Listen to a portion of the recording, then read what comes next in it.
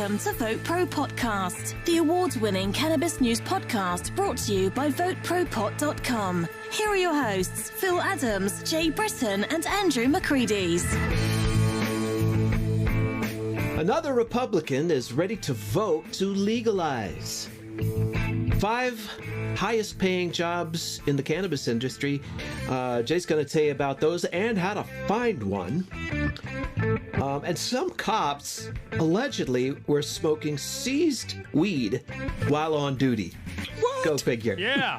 So we're going to get to all of those items and so much more. But first, folks, if you're watching us on YouTube, and, we've got our YouTube presence, and if you're seeing this, obviously you know that. If you're watching us on YouTube, please be sure to subscribe and click the bell icon to get notified when we release each new episode. That way you'll never miss a jam-packed, action-packed episode of Vote Pro Podcast ever. And if you're listening, if you're only listening to the audio and I say only, just, as opposed to not video, if you're listening to the audio podcast, please go to Apple Podcasts and give us a 5-star rating. If you have a moment, it sure would help us out. And, you can tell us how much you love us as much as we love you. And that's just a fact. Aww. So I'm touched, man. So, yeah, well, that's, from the heart, baby. From the heart. But the first thing I want to start with is a story that is coming up. This is something that's coming up for a House vote, and it's a legalization bill, and I think you are going to want to know what it is and what it's about. It's called the More. Tell us more. I will tell you more, and I will tell you about more. It's the Marijuana Opportunity, Reinvestment, and Expungement Act. That's a mouthful right there. It is, and it's called the MORE Act, and it is set for a vote next week. I think it's going to pass, and we just found out that this week another Republican, now 3 Republicans, are set to vote yes on this very important bill. The latest one to say he's going to vote for the MORE Act is Alaska Representative Republican Don Young. And he's going to join fellow Republicans Tom McClintock of California and Florida Congressman Matt Gaetz, who is one of the co-authors on the bill. So, Don Young is also co-chair of the Congressional Cannabis Caucus. Now, up to a couple of weeks ago, I didn't even know that such a thing existed. And I think that's progress right there, that there is such a thing as the Congressional Cannabis Caucus. Wow, So, that is a big deal. That is a big deal. Yeah. Can you imagine that 20 years ago? Right. That means legalization is a thing. That's right. Officially. You wouldn't have seen it 10 years ago. No. Well, Phil, so how many, you got 435 representatives in Congress. Right. And how many Republicans are total signed up now that they're going to vote positive on this? Only those 3, Don Young, Tom McClintock, and Matt Gaetz, have come out in favor of the bill. Matt Gaetz was actually one of the co-authors of the MORE Act. So he's all in on it. Right. But, 3 of them come out and admitted that they're voting for it, is what you're saying. That's pretty pathetic. Well, 3 who have announced it. Whether others will sign on. Sure. Now, the political director over at NORML, a fellow named Justin Streekel, he said this is a big deal, and they watch this stuff very closely. He said, and I agree, it's our sincere hope that other Republicans will follow his lead. And, this is part of what we're about here at Vote Pro Podcast. If you are in a district, and even if your congressman is Republican, don't assume that he's going to vote against the MORE Act. Don't assume he's going to vote for it. Don't assume a Democrat's going to vote for it. Get on a blower, go to the email, send them your comments, tell them to vote for the MORE Act. Now, let's talk about what's in this act. MORE stands for Marijuana Opportunity. I think they just threw opportunity in there to make a word. To make a word, right? Yeah. Reinvestment and Expungement Act. First, it would simplify the registration. Then this is an amendment that they want to add to it. Now, there's a lot going on with this. It's basically ending the federal prohibition of marijuana. That's the centerpiece of the whole thing, and a long time coming. That's a biggie. Will it take it off Schedule 1? Well, I think it kind of obviates Schedule 1. I think, but this I'm not sure about. In other words, I think it kind of makes Schedule 1, the Controlled Substances Act, moot, because once it's declared legal, it's not covered under the control. If it's not a controlled substance, it's not covered by the Controlled Substances Act. So they're not going to reschedule it. It's just going to unschedule. Unschedule it. Yeah, it's going to make marijuana not a federal offense. Yay! Another thing it's going to do is it's going to expunge the records of people with simple possession. Now, the details of that, we could spend the entire show on that. We're not going to do that. Check out the MORE Act and read what's in it for yourself. But that's another important thing. One of the amendments that is being added is to allow research and to take the Justice Department basically out of the loop. That says the Justice Department can't intervene in the legal production, sale, and use of cannabis products. So there's a lot going on with this bill. Kudos to Don Young and Tom McClintock and Matt Gaetz for signing on to this. And let's see if we can get some other Republicans to join in. And just to clarify, it does remove cannabis from the Controlled Substances Act. Right. Great. Right. Great. Yeah, because it won't be a controlled substance anymore. Right. So well, I think not only we're going to see more Republicans get on board because it's the right thing to do, but I think also we're starting to get to the area where this is a criminal justice reform issue as well. It is. Not necessarily has to do with just marijuana. It is. I think this could do a lot to really help reform.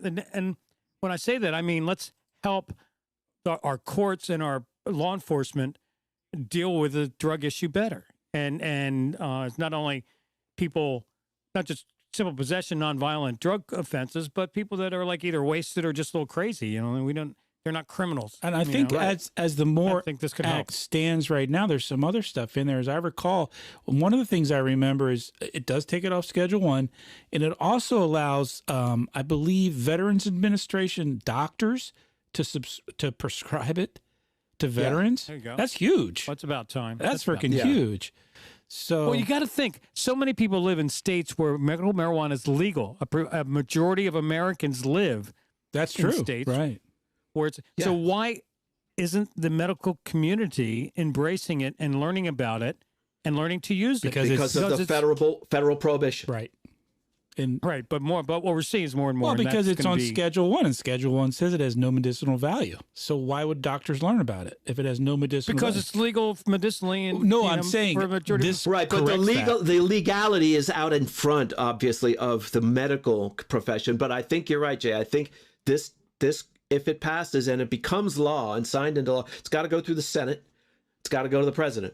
If it's signed into law, then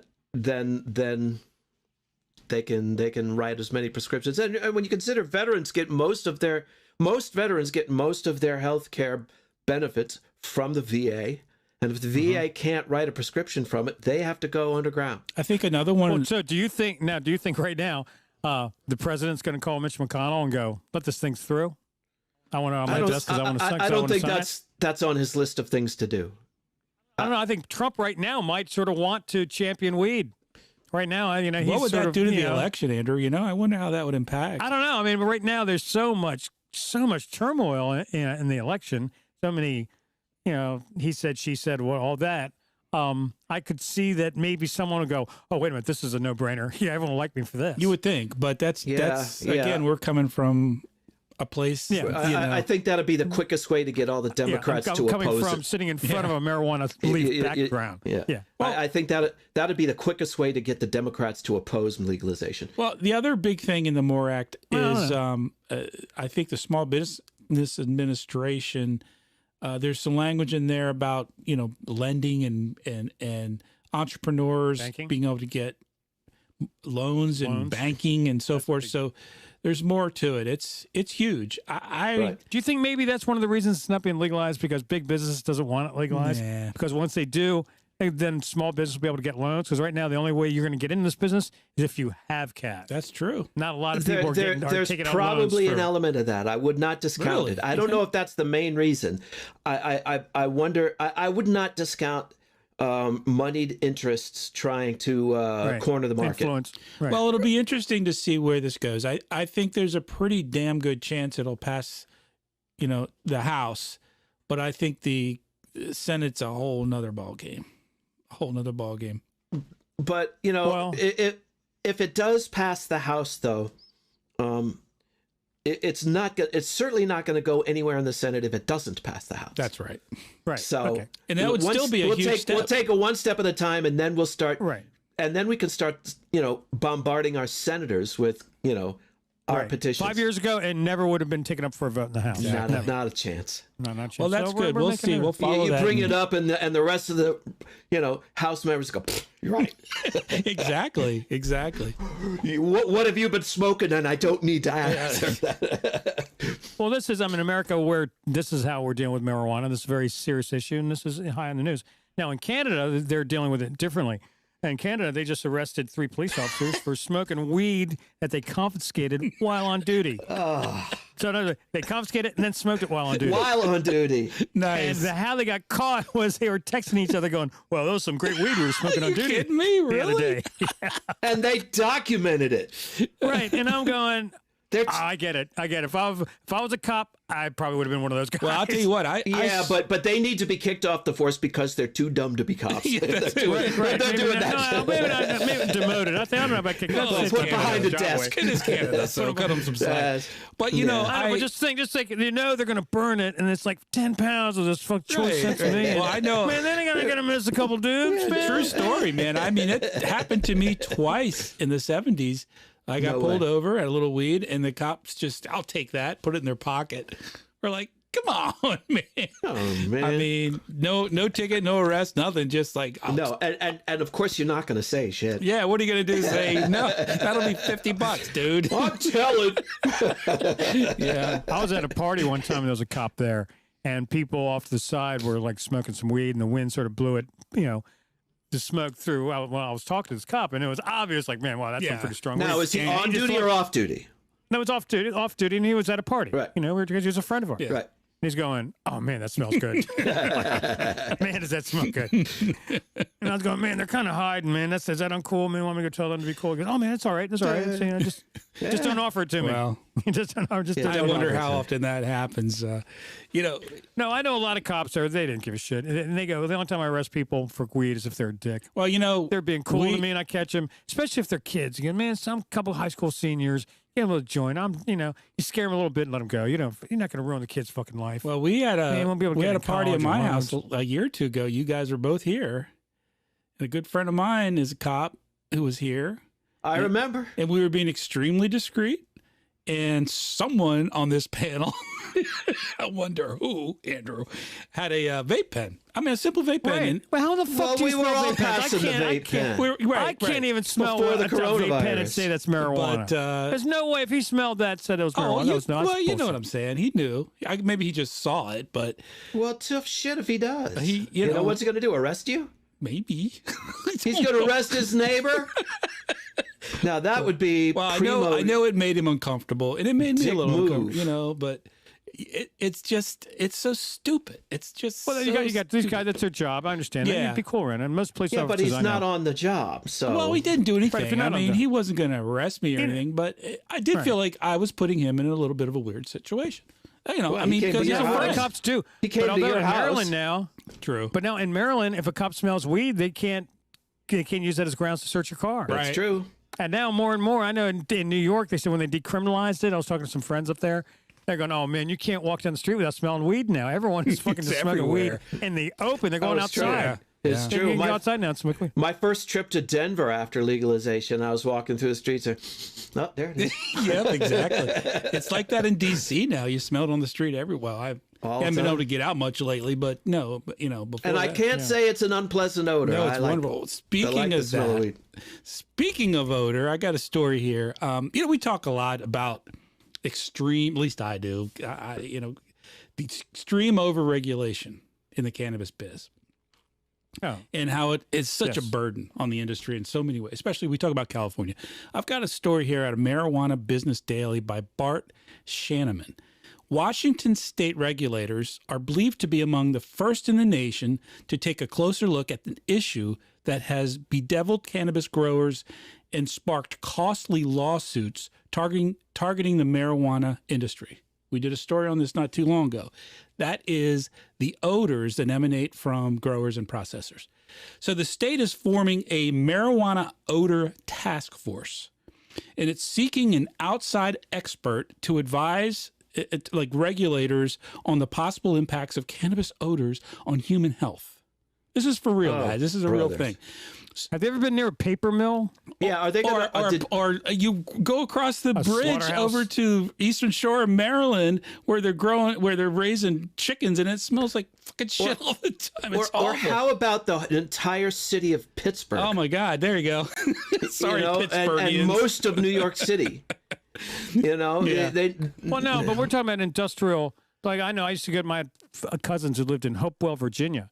And there was the capo, some kind of factory down there. Down there. It's a paper plant. Yeah, it smells terrible. And it was like, just really bad odor. Now, what did the task force say about that? Well, let's back up a little. There wasn't one. Okay, right. No, they created a law. Just what you need, some more law and some more regulations for the pour industry, and they're to create this odor task force, right? Just when businesses are already under so many freaking regulations in Washington, Oregon. Denver's not, Colorado's not quite as bad. California's just totally out of control. And there's such, in my opinion, this dichotomy, of legalization where on the one hand, you have these more progressive, liberal, largely states that tend to be more left-wing that are quick to legalize it. Great. Awesome. I'm all for it. Right. But at the same time, there's the people who have layers upon layers upon layers of regulation, which is just killing in the industry in so many ways, not allowing the little guy to get in. You got to have tons of money to get in the game. And on top of that, it just advocates and promotes the black market even more because makes the competition is a lot easier to do business. Right. So you're saying that the liberals tend to overregulate. Well, yeah. And the conservatives are putting in regulations just to stifle it because they hate it. Well, they don't. The conservatives aren't regulating; they're just banning it. Yeah, right. Right, which is Andy's point. It's the same thing. They'll go. No, we'll legalize it, but you have to have 1 foot in the grave and $10 million in your pocket. Well, here's the thing, too. This is so typical of government. So they created this law. They said we're going to go out and we're going to put bids out and we're going to get folks to bid on becoming our, whatever you want to call them, the task force. So they set aside a bundle of money. Well, they got 4 bids. The lowest bid was twice the money that they set aside for it. Wow. Yeah, right. So it's on hold right now. Your taxpayer dollars at hard work. at work. So anyway, I think this kind of... And what exactly is this task force supposed to do? Well, they're supposed to... close down businesses. They're going to submit a report. They're going to submit a report. They're going to go around and inspect legal growers and processors. And they're going to take a little graft on the side and do studies about what kind of impact that smell may have on the public. I mean, it's just silly. It's just more government regulation, more ways to raise money, more ways to... And more opportunities for corruption. And more importantly, it's more of a crutch on business. And that's really what these people do. They love to think up ways to make businesses pay more money to the government that they can spend on stuff. And yeah, they don't like it, we'll just charge you for it. I mean, it's terrible. And it's just so counterproductive. You've really hit the nail on the head. Especially to a new industry like the cannabis industry that's struggling so hard. So it needs, I mean, this industry could flourish so gosh. In such a short time if the freaking government wasn't in the freaking way. Well, what's interesting is when you see states that are less left-wing, where they have ballot initiatives go through that make it legal, then you get much less regulation, but you get what Andrew says. You get the right-wingers who want to find ways to slow it down. Yeah. So they take forever to get the regulations written, even though there may not be as intrusive as the left wing might be. The right wing has got a ball in the other court. They want to just stop it altogether. So anyway. It's really amazing to me how much the cannabis industry is just a microcosm of politics and business in the era of big government. You know, it's everywhere you turn. It's just a great example after a great example. Well, if like you just said, Phil, imagine if California, Washington, Oregon, these states just got out of the way and let the little guys come in, entrepreneurs come up with businesses. Of course, you have to have some reasonable regulation. Yeah, and unfortunately, some people will make money. Right. We hate that. Well, we can't have people getting rich. So anyway, that's my soapbox for the day, guys. I just think it's becoming absurd in so many places. And, you know, I see a lot of folks who are business people who are, you know, in the cannabis business. And a lot of them, you know, come from, let's be fair, the left side of the aisle. I mean, that's of course. But they're beginning to say, man, come on, get off my back. Let me just, you know, make a living and do my thing. Well, in the industry, I mean, they have, every company has someone who's a compliance officer. Exactly. Yeah. Just nothing gets paid just to make sure that they follow the law. And that's a huge part of the cannabis industry now. And it's a huge part of every industry. That's true. Compliance and regulation. Listen, I'm in a large construction, you know, commercial construction, and let me tell you, the amount of money in the last 10 years that we've had to spend on compliance, regulations, EPA, it's unbelievable how much paperwork for every job is just amazing. It would blow people away, especially if you do a government job. That's right. Now, we've talked about it. Not only there's compliance, but then when you go to rent some space, and the landlord goes, "Oh, it's a cannabis company. Oh, it's not $9 a square foot; it's $18 a square foot." Yeah. And is that justified, or is he raping you, or is it justified because he's got 3,000 layers of paperwork and stuff to do to meet the jurisdiction's requirements? That's the question. The landlord? Yeah. The landlord doesn't have to do any extra paperwork, does he? Sure. I don't know. I don't know. He may, and he may need extra insurance. Is he providing more?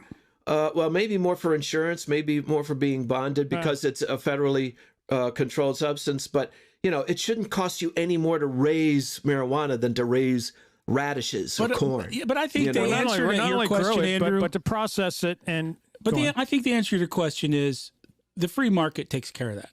Because if you want to go gouge somebody, guess what? There's somebody down the street that's going to go, I'll take half that because I'm still going to make good money. Right. But my point being, the point I want to make is everyone thinks that if you get a license in the cannabis industry, it's a ticket to print money. I think, and what the reality is what we're seeing is no, the cannabis industry is not as easy as we thought it would be to make a big payday. So true. Well, I think you're absolutely right. So true. Even at that, it could still flourish with less interference from the government. But you're right. It's not as easy as people make it sound. Okay, but the thing is that it's so difficult, but it's trudging along. And something that's very interesting, I have an article about this, and that's like, for example, what's happened in the industry the last 5 months since this pandemic has hit. Mm-hmm. And this is sort of proof is, man, the marijuana industry is fucking resilient. Is it? Yeah, no kidding. It is. No kidding. Well, we've been hearing reports, and you've given a few reports that the pandemic has been pretty good for retail sales, at least. Well, yeah. Yes, it has. Can I ask you a question, Andrew? Yes. what, and you have a background, some experience in this. Let's compare two industries here: the cannabis industry and the restaurant business, which you are extremely familiar with. What the restaurant business is getting killed by this, right? Absolutely. So why is the cannabis business booming because of it?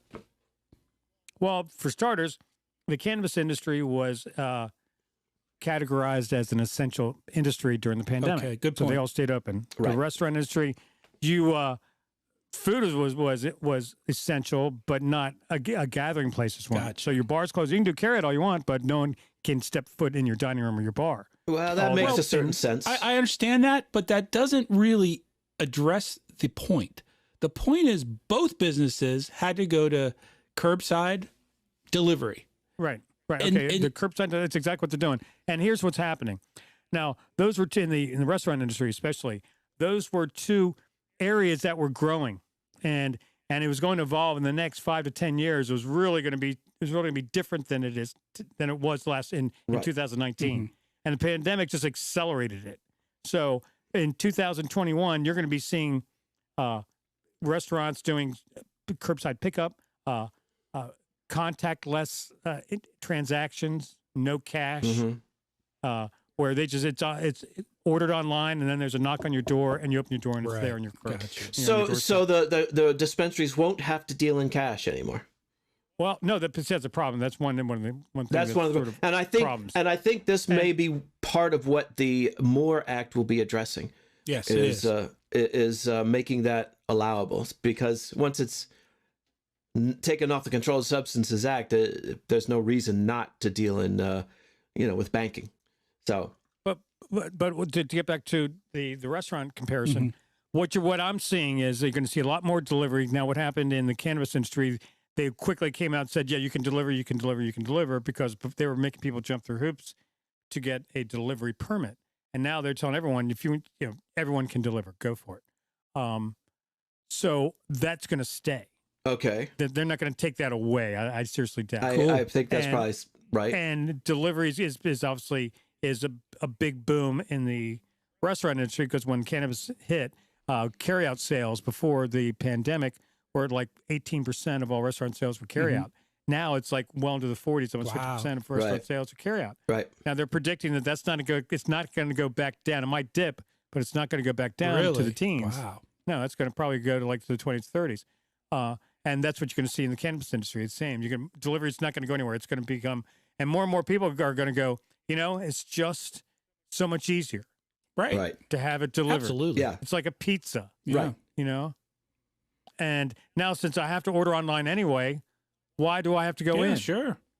I went in before to talk to the bud tender and get some service, and they're educating me and showing me all the different stuff, and this is great. But if I just walk up to a little window and it slides through a drawer, like a bank, and I don't see anything, and can't ask any questions. Well, in my mind, so that's how it's going to change. In my mind, the takeaway maybe it leads to the question: would this boom in cannabis business, dispensaries specifically, would that have happened anyway? Eventually, I think it would have. Not as quickly as it did. I think you're right. But delivery was the thing. But remember what happened in Virginia. Remember that we had someone on the show, and they said that right. It was a battle to get delivery permits in Virginia, where now it's sort of a given. Yeah. There are certain ways of doing business that were kind of on the fringes, that have been forced to the mainstream because of the point virus. Andrew's making, yeah. That's and the curbside service is one thing. The teleconferencing and working from home. Right. A lot of companies, as we've talked about, are like, but now that they have to do it, it's not. And I think the same thing with cannabis delivery. It's like, cannabis delivery, you got to deliver it. Well, yeah. Well, I think what you're going to see in the cannabis industry is something you've seen in the restaurant industry. I know now you're starting to see restaurants that don't have storefronts. You've seen in pizza, there might be like Domino locations where you might be able to pick up, but there's no dining room. Right, there's no place to go in. There's some location that is just delivery. They just run delivery out of it, because the cost of setting it up, there's no dining room, you don't even have to interact with customers. I mean, it's a lot cheaper to set up. Staff. You're going to start seeing that. I remember going to New Orleans years ago and was amazed that there were bars that you couldn't go in. You just order alcoholic beverages to go. And you go up to the window and you get a hurricane and you walk. You get a hurricane and you walk around with it. So, but what I think you're going to see in the cannabis industry are going to be delivery services that are going to start buying wholesale and be able to start their own brand. Right. So, so instead of just buying pre-portioned flour, they'll be able to buy bulk and portion it themselves. Yep. Which I think is a great little business model for a small operator. Yeah, absolutely. Yeah. Yeah. Well, especially in states where they're really spread out. Well, now this is something that kind of connects the whole retail industry or the marijuana industry and this whole regulatory thing we were talking about. There was an investigation conducted recently into the Maryland, and this is our hometown, our home state, Maryland medical cannabis. Speak for yourself. The Maryland Medical Cannabis Commission did a study to see if there was any evidence of bias or undue industry influence or political influence in licensing applications for cannabis businesses in 2019. It was a review process. Former delegate Cheryl Glenn, who was heading the commission, and they found that there was no bias in Maryland's cannabis licensing award process. Right. So you know whatever's going on here, Maryland in many ways. Now, aside from the fact that we still don't have adult use in Maryland, what they have been able to do, I know, but I'm saying that aside from that one little detail, Maryland has done, I don't know what you think, Andrew, but I think Maryland's done a pretty good job of being a kind of an example of how to do things right as far as legalization goes. Yeah, well, they set up a very good medical marijuana program. They did. Yeah. Excellent. Very good. Excellent. And we did stories, Phil, not long ago. I did a story, and I don't remember what state it was, but lawsuits have been brought forth about exactly that subject, pay to play kind of thing. Remember? Yeah.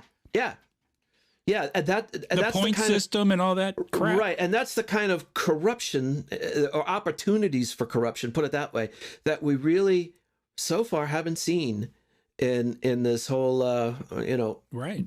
Maryland's impressive. I think. Public-private partnership when it comes to the cannabis industry. I think nowadays a lot of these regulatory boards, these state-run regulatory boards, are not corrupt. I think they try to do a good job. I think you're right, Andrew. Try to be fair. Now, are some people maybe give people a break or here and there? Probably that might happen, but I don't think it's institutionalized. No, I don't think so. I don't think so. And I think so far Maryland has avoided the kinds of regulations that become the opportunities for corruption. And that one about the smell commission or task force, mm-hmm. that just, I'll tell you what that stinks of. That stinks of corruption. Yeah. Because it's a pointless regulation that people just have to get by, and the way you get by is not necessarily through compliance; it's through compliance. Yes, you know what I mean. Right. Well, an interesting thing happened. I think it was in Massachusetts when the first permits came up for medical marijuana. A former, I don't know if it was a state senator or some kind of county executive or whatever. He applied for like 4 or 5 permits, which considering the circumstance, a lot of people were applying for multiple permits. Well, anyway, he got 3 of them accepted, and everyone went up and said, "Whoa, what the hell? How come he got 3 of them?" Because he's an ex-politician. As it turns out, they did this big investigation. What he did, he went and hired this consultant, and I forgot his name, but back in 2014, this guy was the shit.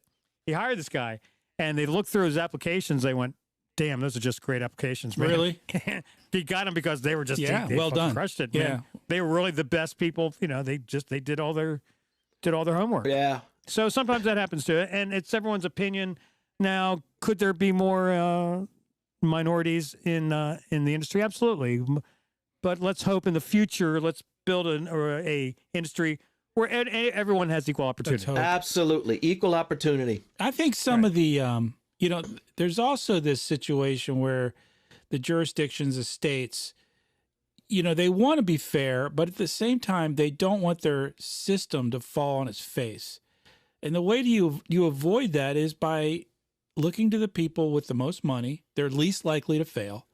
There's nothing a state wants more than to only give 5 licenses or 8 licenses and have 5 of them be little companies that fall on their face. They don't have the capital.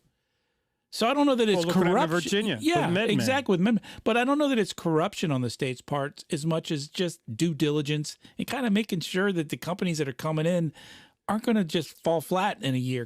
Right. No, and I think you're right about that. My point with the ideas of inviting corruption is these pointless regs. Yes, exactly. That's where odor commission that's where the layers and layers of pointless regs. Right. That's where I have a problem. Now, there's another piece of legislation related to cannabis that's actually scheduled for a House vote next week, and that is the Medical Marijuana Research Act, and it is a bipartisan bill that is designed to streamline the registration process for researchers, and that's huge. Which is very big, and to expand the sources of cannabis available for the research. So for a long time, and I think it's still the case, Andrew, you probably know more about this, all of the research done on cannabis had to be from a single source. In Mississippi or something, yeah. Yeah, there's that. And it was shit weed. The Pot Farm, University of Mississippi. Right. So it was like one or two strains, and it's just beach swag weed. It's more hemp than it was cannabis. Right, and the what you can get from that kind of research, we've pretty much gotten. Right. So if that, I don't know. That was, I think, if you were a university or you were the federal government doing research, they had to use those. Now, I believe, with all these states being legal, universities can just go down to the dispensary and buy weed and use it for. We did a story. Harvard, right. Harvard said, we're just going down to the dispensary since it's legal in Massachusetts, right, and buy it and if you don't like it, send a SWAT team. Right. Yeah, I'd like to see that videotape of a SWAT team to the lab in Harvard University Research Lab. Well, I was thinking of something between that and a cease and desist order. Right. Yeah, good luck which they just ignored. But this bill would preclude all of that. That's great. The bill, it would allow scientists to access cannabis directly from state legal markets. So places like Boston and or anywhere in Massachusetts where. Well, just think about here in Maryland. I can buy it legally for medical marijuana, then the researchers ought to be able to, and this bill covers that. That's awesome. Well, that's what I thought. And when I was looking to get into, I was looking to get a grower's license in Maryland. And I was thinking, God, someone could just be a grower and do nothing but grow cannabis for research for Johns Hopkins, UMBC, Walter Reed, the National Cancer Institute, Fort Detrick. Those 5 major multi-billion-dollar organizations would probably buy everything you can grow for research. Yeah, but they still have to abide, I assume, by the limits set forth by the regulations in the state. Well, I know, but I'll say they're all in Maryland. Maryland is like sort of a hotbed for research. Right. I'm saying that they wouldn't get special treatment. In other words, how much weed are you allowed to buy in a month? As a quarter pound. Right. That would probably be their limit too at this stage, unless. Well, no. If they're doing research, you can buy it all. You set up regulations. Once they re-regulate, as much as you need. Well, now there's also an amendment to this bill, which would stipulate that the Justice Department cannot interfere in their procuring medical marijuana as long as it's in compliance with research guidance. So, which I don't know, and I think it's up to the USDA, I believe, to issue such guidance. And that's something we covered in previous episodes, and we're still waiting for that to come out. But So we'll see where that goes. Great. It's exciting. With bipartisan bill. There's some great legislation coming around, man. So I don't know about you. I don't know about you guys, but I've been experimenting with marijuana for years. Have you done some research of your own there? Really? Yeah, I do. I have my lab coat, my clipboard. Well, as the guy on MythBusters used to say, love that show. If you're not compiling data, you're just screwing around. Yep. That's right. Well, I got a story here. Maybe we can finish up with Actually, this. the other quote is, let me get this in. Research is what you're doing when you don't know what you're doing. Yeah, right. Have you been looking for a job in the cannabis industry? I've got an article here that's called The 5 Highest Paying Jobs in the Cannabis Industry and How to Find One. All right. So we'll start with number 5, which is a cannabis sales manager. As a cannabis sales manager, you stand in between the harvesters and the stores. And so your primary duty is a responsibility for both sales and production of a high quality product. And the salary is about $60,000. Kind of a middleman, you might say. Kind of a middleman. And then you've got the store manager. And obviously you manage a dispensary or possibly a group of dispensaries if they own such. And the salary there is about $80,000. They want you to have an MBA, okay, and they want you to have experience in retail in most cases. An MBA to manage a retail store? Well, it says here that you also have to know like the state laws. There's a lot to know. You have to know a lot. It's not like running a freaking, jean store, or whatever. Not running an ice cream shop. Right. You got to know what the state laws are, what the quantities allowed, how to keep track of people. There's a lot involved. You have to understand compliance. Yeah. So the salary is much higher than managing a typical retail store. Oh, cool. And then you got your cannabis consultants. As a consultant, you may be dealing with tax requirements, bookkeeping, obviously, and avoid mistakes with processing. And you have to know the regulations for each state, whichever state you're working in. And the salary for the consultant's about $100,000. So that makes sense. Yeah, and then that's a real go-to kind of guy. You gotta have someone like that. Number 2 is an extraction specialist. Okay, so if you are a person who likes manufacturing and has experience in the field, then you might consider becoming an extraction specialist. You have particular skills that are required. Obviously, you have to technically understand how the extraction works. What kind of college degree would be needed for something like that? They're paid very well to have the knowledge needed. You don't necessarily need a degree. As long as you have experience working in extraction. Because you would have to know something about chemistry, would you not? You would think. Well, but what you need is laboratory experience. Laboratory experience and knowing how to work the machines. And the number 1, and this is a dispense. Let me guess. All right. It's a panelist on Vote Pro Pod. Yeah. No, that. Not according to my checkbook. No. Yeah. I didn't get my paycheck for this week. Number 1 is a dispensary director. If you want to make 6 figures working in the marijuana industry, having fun while doing so, and you love it, you can also apply for a dispensary directory of retail operations. This actually is the highest paying job in the industry. To become a dispensary director, you'll need an MBA, an experience in management, both in retail and being in the pharmacy background is helpful. And this would allow you to manage a chain of dispensaries, and the pay starts at about $125,000. Right. So the thing that gets me is that they all require MBAs, and which is nice. I totally it get doesn't that. say it requires them. It says it's very helpful. Well, they tend to. Employers but the thing about what they're all looking, what I'm hearing here is they're all looking for people with strong business backgrounds. You're right. Yes. No, absolutely. They understand. They can read a spreadsheet. They understand financing. Why? I'll tell you why. It goes back to the story we did earlier. What sets this industry apart from other industries is the frickin' regulations. The compliance. They're so much more dense than your average retail, than your average industry. I mean, you have to. So if you came from the manufactured plutonium.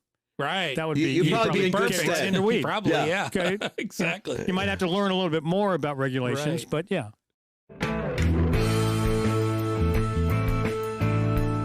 Well, folks, we're really glad you joined us today. Hope you had a good time. Well, I had a great time. You guys have a good time? Oh, I had a blast. And I hope you're enjoying Andrew's screen. It just got really groovy. Yeah, man. In the last few minutes. It's got all these little... mushrooms are kicking in, dude. These sparkly things going on, and I'm digging that. So I hope you guys are enjoying that. And if you did, send us a comment. Go on Apple Podcasts, give us a 5-star rating. If you are watching us instead of listening to us, if you're watching us on YouTube, don't forget to subscribe and hit the bell icon so that you'll get notifications whenever we put up a new show. What else, Jay? Send us an email. Let us know what you think of the show. Give us ideas for segments. Tell us we suck, whatever. Send it to... Don't tell us we suck. Well, if we suck, let us know. All right. No. Email us at podcast@votepropot.com. And please go share us with a friend. Let a friend know about the show and how good it is. Yeah. And turn them on. Andrew, what do you got? And how groovy Andrew's screen is. Yeah, you like that? That's awesome. What happened? I had this infused beverage and I spilled it on my computer, and my computer... Your computer is high. The edibles are kicking in. The other thing we need you to do, and this is something else we'd love for you to do, and that is to register to vote if you haven't already. Yep. And get out and find the people who haven't registered to vote. And beat the shit out of them. No, help them out. Get them to vote, because you can do it online really easy. No, I'm kidding. And then you can actually sit away for absentee ballots nowadays or what have you. But still, just get out there and also, speak it up. Talk to all your friends. Make sure they're registered. And if they're not, some people may be embarrassed about it. So don't ask them in groups. But when when you're talking to people, ask them one-on-one if you need some help. Let's get you up there, And it's so easy to do. Mm-hmm. And other than that, we share a lot of information on our social networking platforms because we can't really discuss, can't even scratch the surface on this podcast. Even though we could talk for hours, but we got shit to do. But thank God we're out of time. Thank God we're out of time. Yeah, really. So anyway, go to Facebook, LinkedIn, Instagram, and Twitter, and do a search for Vote Pro Pot.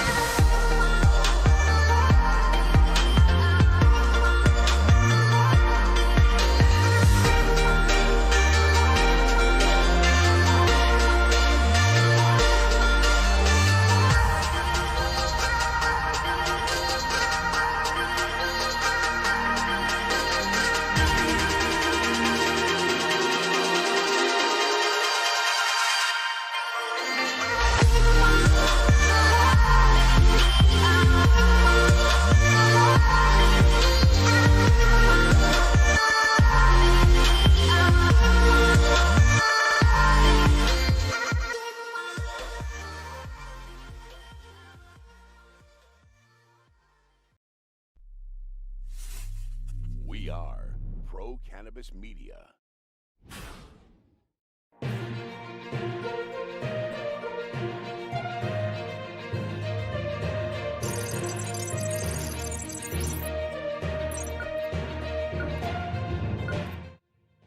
Hi, everyone. Welcome to Weed Talk News. I'm Jimmy Young, the founder of Pro Cannabis Media. And I'm Curt Dalton, the founder of Cannabis.net. Every week, Curt and I get together to review some of the biggest stories in the cannabis industry. He and I talk about them. We have a few comments, and then we get reports from Canada, New York, and Washington, D.C. And this week's no different, Jimmy. We finally have Vermont moving toward recreational cannabis with retail opening in their state. We have an old state and a new state, Colorado and Illinois, both setting cannabis sales records in July, as well as multiple efforts to legalize the cannabis plant in America, including our friend Steve D'Angelo getting involved. But first, let's go to Deborah Borchardt in New York to check on the financial weed scene. Deborah? Thanks, Curt. Thanks, Jimmy. Well, things seem to keep going the wrong way for Charlotte's Web. This week, the CBD company reported that their revenue fell from $25 million in the 2019 second quarter to $21.6 million for the 2020 second quarter. The company also delivered a net loss of $14 million for the quarter versus last year's net income of $2.2 million. Fire and Flower delivered second quarter revenue of $28.6 million. Unfortunately, they also reported a net loss of $29.1 million. Trulieve is stepping out of Florida and into Pennsylvania. They're buying PurePen and Pioneer Leasing and Consulting, as well as dispensary operator Keystone Release Centers. Trulieve agreed to acquire PurePen for an upfront payment of $46 million. And that's the big news this week. I'm Deborah Borchardt from the Green Market Report for Weed Talk News. Here's something that is newsworthy and very disturbing for the cannabis industry. Twitter is getting in bed with the Fed's substance abuse initiative. Now, when you go on Twitter and you search cannabis or marijuana, immediately you get a notice from the Substance Abuse and Mental Health Services Administration. It says, if you know someone who's struggling with substance abuse, you are not alone. Then there's a link to that Federal Health Services Administration. Cannabis advocates are upset because there is no such link when you search alcohol or vodka, for instance. The point is, again, there actually is a way to use cannabis responsibly, and not everyone who uses weed needs substance abuse assistance. Curt, here we go again. Hold on, Jimmy. Twitter. Let's search for big breasts. Oh, I'm sorry. Are we supposed to show ads and pictures now and tell us we have problems? When is Twitter a platform to decide that if you're searching for cannabis, which is legal in, again, 33 states, some territories becoming legal, that you should see an abuse ad? That is ridiculous. And I agree with the cannabis people that under no circumstance should Twitter have that discretionary decision-making on a word like cannabis or marijuana. You know, the federal government has been funding substance abuse studies for decades about cannabis, and they're still looking for a connection, and they just can't find it. So just in case you didn't know, that same federal administrative group is calling for a rule change on drug testing for federal employees. That group wants to test hair follicles for remnants of drug use. Now, in the past, testing hair follicles has been deemed unreliable because remnants can last on or in your hair follicles for months after you stop using it. This is especially true if your hair happens to be darker because you are a member of the Black or Hispanic communities. Curt, here's another example of what they call systematic racism in our federal government. Absolutely, and it's completely unnecessary. If you take out the part about darker hair, why are you testing someone that I think hair follicle is up to 90 days? Why would you care if they used cannabis 2.5 months ago if they're interviewing for a job or doing some sort of service that would require like driving a bus or a large vehicle? So again, there's just no basis. Everyone seems to be going in the correct direction except these small anti-pot groups that make headlines for these outrageous, relatively stupid things they want to do. Exactly. And you know, there are a few initiatives that are ongoing to make cannabis federally legal. And we just found out that the U.S. House of Representatives, that was supposed to vote on the MORE Act before the end of September, has now pushed that off until after the election, which really makes sense because, let's face it, anything that the House does, the Senate is going to say no to. Now, there's another branch of the government that perhaps those who are using the federal laws to perhaps motivate them to get rid of those federal laws, and who else but Steve DeAngelo is leading that fight. The Last Prisoner Project has filed an amicus brief in Washington versus Barr, as in William Barr, the Attorney General. It's a landmark lawsuit challenging the fact of that legality of the federal law that keeps cannabis. In this brief, it says, quote, "Our country's federal marijuana policy needlessly entangles millions of people in the criminal legal system at a tremendous societal cost. We also know that the unjust burden of these misguided policies disproportionately falls on the most vulnerable segments of our society." So, Curt, can the Constitution be the key to getting cannabis descheduled and maybe even legalized federally? It has until this point. They've tried different challenges along this line, all the way from medicinal purposes and the right to medicine and challenging. And basically the federal judge kicks it back out and says, it's not that I don't agree with you, but this is not the court to hear this type of motion, and just kind of gets dragged out and delayed.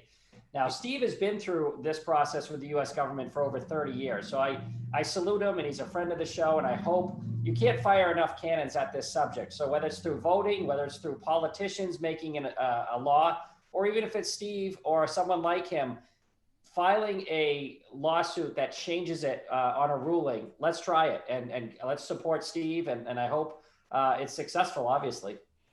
In the meantime, there's other news coming out of Washington, D.C., so let's go down to the Vote Pro podcast's own Phil Adams for the D.C. Report. Phil? Hi, I'm Phil Adams from Vote Pro Podcasts, and this is the Weed Talk News DC Report. 7 members of Congress, along with several pro-cannabis advocacy groups, have asked the U.S. Supreme Court to hear a lawsuit against the Drug Enforcement Agency. Lawmakers filed an amicus brief in support of the suit, originally brought in 2017 by a coalition of medical marijuana patients and pro-legalization activists. The brief reads in part, quote, "This court must take action to remedy the unconstitutional system that has unfairly burdened petitioners and similarly situated patients who lawfully use medical marijuana. The Supreme Court justices will decide next month whether to grant a hearing." The House of Representatives will not be voting on a bill to legalize cannabis next week as planned. House Majority Leader Steny Hoyer of Maryland said on Thursday that a floor vote on the Marijuana Opportunity, Reinvestment, and Expungement Act, scheduled for next week, will be postponed until after the election. Hoyer explained that passing a continuing resolution and a COVID-19 relief bill were the more pressing issues. In the meantime, California Representative Barbara Lee, co-chair of the Congressional Cannabis Caucus, said a delay on the MORE Act vote could be used to get more House members on board. Senate Minority Leader Chuck Schumer says if you want to see marijuana legalized, you need to vote Democratic. In an interview with Leafly, Schumer said the differences between the two parties are like night and day, and that Majority Leader Mitch McConnell will scuttle any attempt to bring a legalization bill to the Senate floor. While McConnell has stated in the past that he would not support marijuana legalization, he was instrumental in passing the 2018 Farm Bill that federally legalized hemp, the non-intoxicating form of cannabis. That's the Weed Talk News DC report for this week. I'm Phil Adams from Vote Pro Podcast. Believe it or not, Iowa is another state out there that is going to ask the DEA to make an exception to the federal drug laws before the end of the year. Why Iowa, you ask? Well, they are worried about their federal cash flow, and it might just be taken away because in that state, they have medical marijuana there, and yes, they allow school children to take their medicine in school. Sure enough, when that happened in Maine, the feds revoked $3 million from vacation land. So, Curt, is the injustice about cannabis as a Schedule I drug ever going to change? Let's see, how many weeks till voting day? This administration is certainly not a friend of the plant. And you saw what happened in Maine, which is bordered on ridiculous. So they're trying it again. And Iowa's trying to preempt a federal movement if they do the same type of legalization for kids, especially with medicine. So it's a shame that states have to do this, but until there's an election and a possible change in government, this is what you have to do to get medicine to your kids, all natural plant medicine. It's incredible to me that we're still fighting this, but there's a lot of things that are incredible to me. In the meantime, Vermont, a state where you can possess cannabis legally, is getting closer to setting up their adult use retail market. The House of Representatives in Vermont has passed that legalization bill, and now, ready for this, it's going on to their Senate. But in that Senate, they're expected to pass it and send it up to the governor, Phil Scott, perhaps by the end of this month. Curt, that's good news for everybody in Vermont who's really, there aren't that many people in Vermont, but they're all pretty cool, nice, laid-back people, you know. The irony is the home state of Bernie Sanders, Ben & Jerry's, and Fish do not have recreational cannabis. But I would be remiss, because we're heading north, if we didn't get our good friend Solomon Israel from Marijuana Business Daily to give us his Canadian report on the cannabis scene. Solomon, take it away. I'm Solomon Israel from Marijuana Business Daily International, and this is the Weed Talk News Canadian Cannabis Report. Aurora Cannabis is warning investors to inspect big write-downs when it reports earnings next week. The producer expects to post impairment charges of up to 1.8 billion Canadian dollars. Aurora also announced its new CEO last week. Miguel Martin is the former CEO of Reliva and joined Aurora when it acquired that company earlier this year. Executive shakeups are also in the cards at Hexo Corporation. This week, the Canadian firm appointed its fourth chief financial officer in 2 years. Hexo posted a net loss of 19.5 million Canadian dollars last quarter. And Canadian cannabis events firm Lyft has filed for bankruptcy after failing to raise enough money to repay its debt holders this month. Despite the bankruptcy, Lyft's virtual expo is scheduled to take place in November. You can read all those stories and more at mjbizdaily.com. I'm Solomon Israel for Marijuana Business Daily. A few final notes from the states. New Jersey is opening up another medical dispensary and now has 11 operational in that state. 2 other states, in the meantime, set monthly sales records for the month of July. First-year state, Illinois, topped $63 million in sales in 1 month. And in Colorado, they passed the $200 million mark in sales in the month of July. Oh, and Curt, guess who is setting up a dispensary in downtown Chicago? MedMen, expanding to 2,000 square feet. Is that enough room for social distancing and weed? In downtown Chicago, it's called the Miracle Mile. But what a great job Governor Pritzker's done in Illinois' rollout to get this moving, to get those kind of sales numbers and tax revenue, which Illinois needs. They're a third world country dead at this point. But look at the difference between Vermont, Maine, and even our home state, Massachusetts, with the slow rollout. Maine voted on recreational 2.5 years ago. They approved it. They're about to open their first shop. So kudos to progressive governors who see this as not only a healing and helpful product, but also for the tax revenue. I think the word now is essential. And speaking of essential, did you know that college students are actually using this COVID thing as a gap year? And what are they doing during that gap year? They're applying for jobs in the cannabis industry, or they're actually going to school to study cannabis. Oaksterdam College in California, enrollment is up. And I suppose that comes as no surprise because jobs are available in the cannabis industry that continues to expand. So, Curt, I guess you go to school now and then you come back and you teach your buddies about how to roll a joint the right way, I guess. Or wait. College students are really interested in weed. That should be the lead. That is a headline. Wow. Let's get that one rolling. So obviously it's nice to see them putting it a little bit into education and say, hey, maybe I can make some money in this industry, whether it's growing or marketing or learning about how the plant works or extraction. That's obviously a plus. And people are seeing what sells. Where the job's going to be when this ends or continues is cannabis sells. MedMen's opening. I don't know where they're getting the money. The terms of their $20 million loan were ridiculous. So they have to hire people for grows and for retail. So good for the college kids to not only smoke it, but to study it. There you go. Hey, it's all about education and science anyway, and that'll do it for this week's Weed Talk News. I'm Jimmy Young from Pro Cannabis Media. And I'm Curt Dalton with Cannabis.net. Remember, it's a whole new world of weed out there. Use it responsibly. Thanks for watching. Thanks for listening. Weed Talk Now, Weed Talk News, and In the Weeds are all available on most major podcast distributors like iTunes, Spotify, Google Play, and our friends at clnsmedia.com and our flagship, Cannabis.net. So subscribe, share, and like our videos on all the social media networks out there, including LinkedIn, Twitter, Instagram, Facebook, the WeedTube, and YouTube.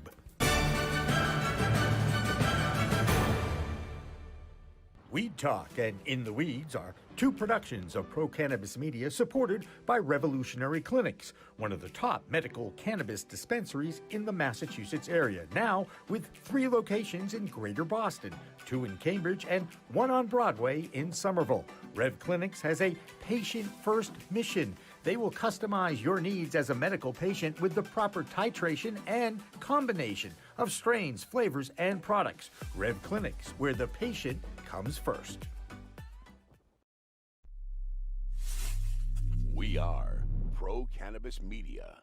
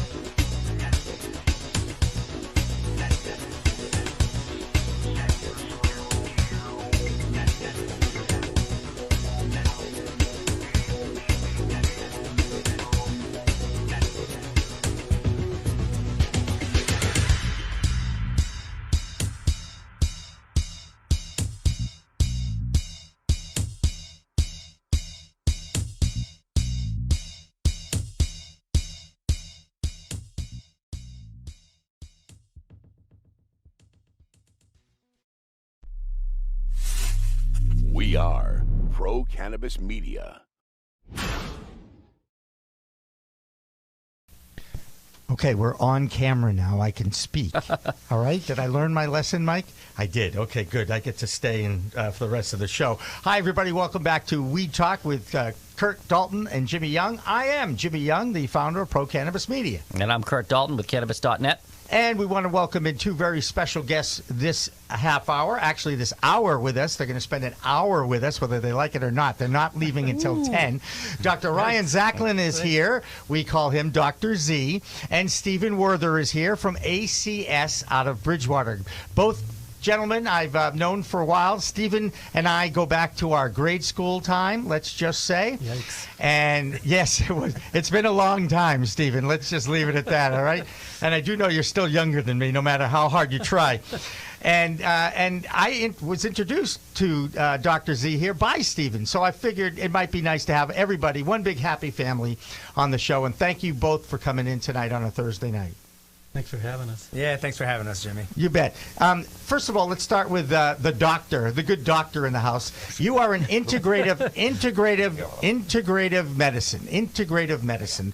Can you define what that is for our audience? Explain it and in a short, succinct way, if you will. Of course, Jimmy. Integrative medicine is right into your microphone. It'd be much better. Integrative medicine is now I can hear myself. That's right. Is integrating both mind, body, and spirit, or energy, if you will. Also integrating Eastern and Western disciplines. But really, most importantly, it's a partnership between the healer and the patient, in which the healer helps the patient identify imbalances in their life, both mind, body, and spirit, and how those balances may be corrected and bringing back into balance. Well, I've been imbalanced for a long time, and Stephen can certainly attest to that. I had a muscle imbalance. That's one of those diagnoses that you get, so you get your physical therapy, okay? But let's go to Stephen now. Stephen, let's talk a little bit. You are a medical-only dispensary. I know it's important to you because you believe in the medicinal effects of the cannabis plant, correct? Absolutely. Yeah, it's our focus, our main focus, our only focus at the moment. And can you give us one of those stories? I know you have a couple of incredible stories, one in particular. Tell us the story about the young couple who came in with the child. I believe it was an autistic child. Am I right? Yes, he's I believe he's 5 years old. He's autistic, was having seizures, had become non-communicative, and also wasn't eating. So his pediatrician had recommended cannabis, and they came in looking for a particular really formulation, just very high in CBD with a little bit of THC. And we made that specifically for them. It was like a 20-to-1 at the time, I believe. And a 20-to-1 ratio CBD to THC. CBD dominant. Yep. And it was very successful. The therapies have moved on from what we started with, but basically child stopped having seizures, was able to actually sit at the table and eat, and started being much more communicative. So just one of those stories that the whole reason I started ACS. Is that ratio similar to a Charlotte's Web, or kind of what did you base it on? It was what the doctor wanted. A 20-to-1. Yeah, okay. what the doctor had asked for that specific ratio, and that's what we did for them. Now was it a doctor? It was a Colorado doctor, if I remember correctly. Am I right? No, here it's a Mass doctor. It wasn't Dr. Eric Ruby, was it? It was. Do I get to go to the head of the class? You do. He's been in this show. We love Dr. Eric Ruby. Yep. All right, so there you go. And by the way, how many times, and Curt, you've been in this space longer than I have, okay? How many times have you heard stories like this? And I know, Dr. Z, you have a few of these stories too, of how people say, cannabis saved my life, cannabis changed my life. How many times have you heard that? Curt, I'm going to ask you flat out. I mean, hundreds, thousands? Certainly hundreds. To go to the autistic boy, Dale Jackson, out of Georgia, we did an interview 4 years ago with him, and Georgia is finally getting, I think just yesterday or the day before, their first cannabis control meeting. And Dale has a son named Colin that developed a strain. It sounds similar, called Colin's Voice, and it has kind of a It has the Captain America logo because Colin's big, but he has a son and he documents it. And the reason you might know the name is Dale was the guy who literally crossed the state line to get this for his son. And George is no joke. You know, they're not going to let it go. He invited the media to follow him. I think where he went to North Carolina, he said, "You can follow me. You can bring the police. I'm going to help my son." And that's how we got word of him. And we've been friends ever since, tracking how Colin's doing. And, you know, people contact him all the time about his son and what he's doing with autism and stuff like that. Dr. Z, I'm going to put you right on the spot. What's the endocannabinoid system? Can you explain that to our audience? I tried to, but I'm not a doctor, even though I play one on TV. You do look like one on TV. Thank you very much. Yes, of course. The endocannabinoid system, or the ECS, as I'll refer to it as, is a system of neurotransmitters and receptors that basically the body uses to essentially maintain homeostasis. So balance both internally and within ourselves as well as within our environment. And there are actually 28 receptors involved and about 130 to 140 what we call endocannabinoids. So these are cannabinoids that we make ourselves. Now the endocannabinoid system is in all humans, yes? All humans, animals as well, and I think insects. Mammals. Yeah, I don't think insects. No, reptiles have, I believe, have an endocannabinoid system as well. I don't know any reptiles. I know quite a few snakes. I was going to say that I'm scared to death of snakes. So my lizard's always smoking a J when I get home. So. Is that the Geico guy? Yeah, exactly. So if that's in all of us and it's here to balance us, first of all, who discovered the endocannabinoid system, that it existed, and then named it that really long title? Yeah, so that would be Raphael Mechoulam. Dr. Mechoulam is a PhD who is from Israel. He's in his late 80s now, and he basically discovered in the 1960s, discovered THC, actually CBD, and then THC subsequently, and then identified a receptor, I think that was in the early 90s or so. It might have been sooner. And then they soon identified what we call a ligand for that receptor. And that ligand for that receptor he named anandamide, after the Sanskrit word for bliss. And they realized that basically the human body had a whole system of receptors that it made its own cannabinoids that were similar to the what we call phytocannabinoids from cannabis. And it was Dr. Mechoulam's research in cannabis that led to this whole discovery. There you go. And I mean, when you go up to somebody who's a naysayer and a non-believer and, you know, a prohibitionist, and you explain to them, you know, you have an endocannabinoid system inside of you, and they look at you like, what are you talking about? I don't have that inside me. I would never put that inside of me. Well, it's you don't have a choice. If you're a human and a mammal, you got it inside you, pal. Yep, it's actually a good argument. I often use it because I say, look, you know, you can't be against the GI system, right? You can't be against the cardiovascular system, or you're not into kidneys, right? I mean, it's just not something that you have an emotional charge towards. So when you lay it out to folks and you let them know that they have an endocannabinoid system, and that's what's really happening, and that it's often not sufficient enough and you need to supplement with phytocannabinoids, then it becomes a little bit more palatable and tolerable. There you go. Curt, you got something? So in the endocannabinoid system, you might know better. I think in Massachusetts, the three main, at least filed on record for getting an medical marijuana card, is it sleep, chronic pain, and anxiety? How does the endocannabinoid, let's just talk about sleep. What's going on there when people can't sleep with their endocannabinoid system, and how does cannabis help? Yeah, so the number one is pain. Pain's number one, okay. Yeah, and so, but with sleep, I mean, so the endocannabinoid system actually helps regulate the circadian rhythms.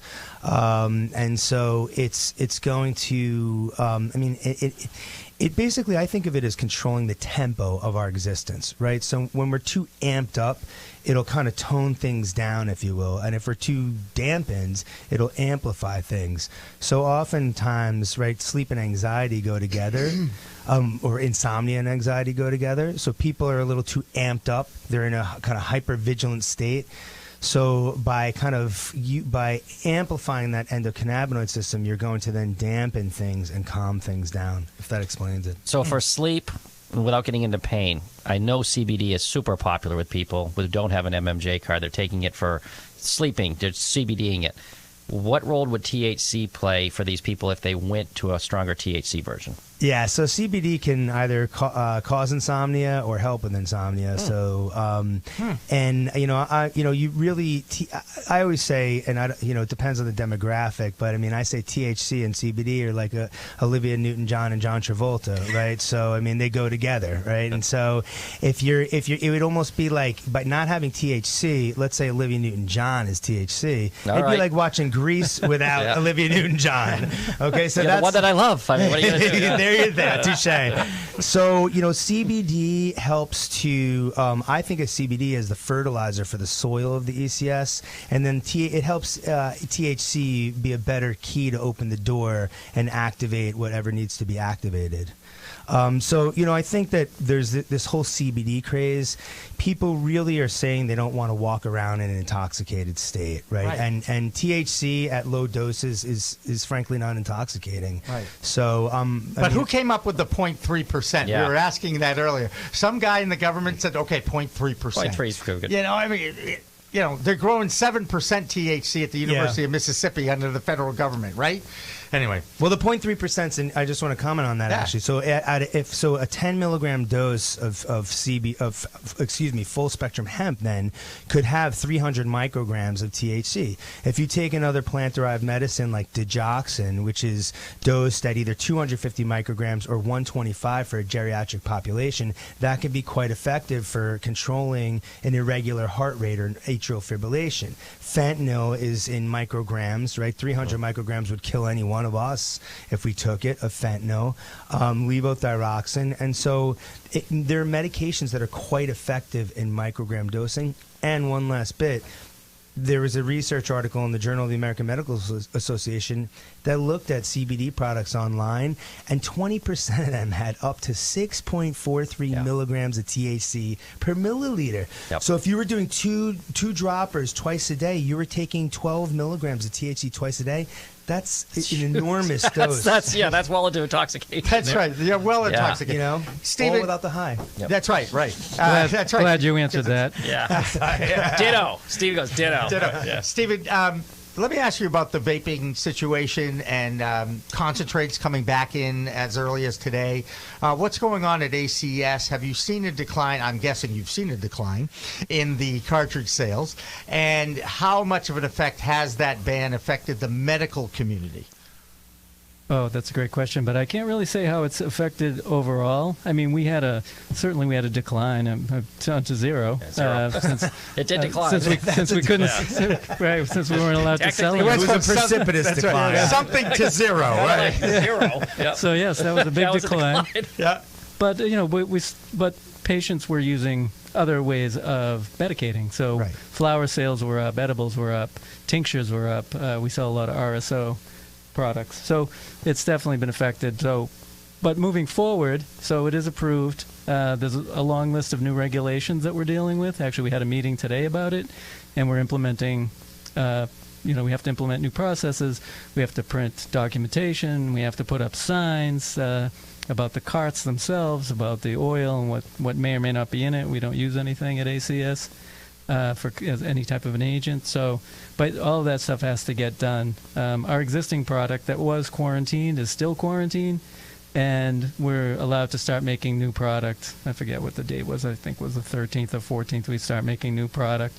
That product has to go out for testing, and now it goes out to be tested inside a cart. Before we could test the bulk oil. Now it has to be tested in a cart, so we have to send a certain amount of material out to the lab to be tested. And of course, they've added a test for vitamin E acetate, which is one of the potential culprits. Right. Oh, no, actually, that's the villain. That's the villain that the CDC has now identified, right, Dr. Z?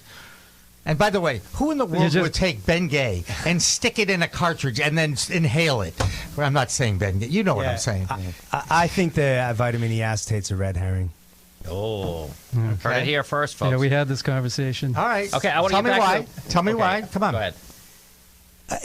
So I took an oath that's first do no harm. That's the Hippocratic Oath, okay? So I cannot. I have to abide by FDA standards for as best I can.